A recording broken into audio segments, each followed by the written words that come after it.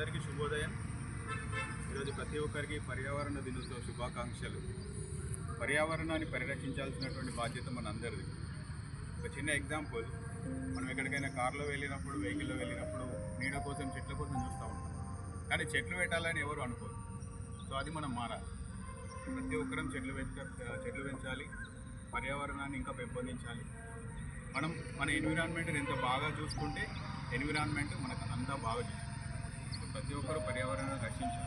చూడండి, ఇక్కడ ఎంత చక్కగా ఉంది పరిసరాలు, ఎంత పచ్చగా, ఎంత చెట్లు చాలా చక్కగా ఉంది.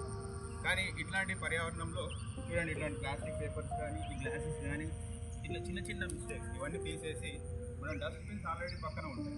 ఆ డస్ట్బిన్లో ఈ విధంగా ప్రతి ఒక్కరు పర్యావరణాన్ని పరిరక్షించడంలో బాగా కావాలి. ప్రతి ఒక్కరు పర్యావరణాన్ని పరిరక్షించాలి. అప్పుడు మనకు మంచి లైఫ్, మంచి హెల్దీ లైఫ్, హెల్దీ ఫ్యూచర్ ఉంటుంది.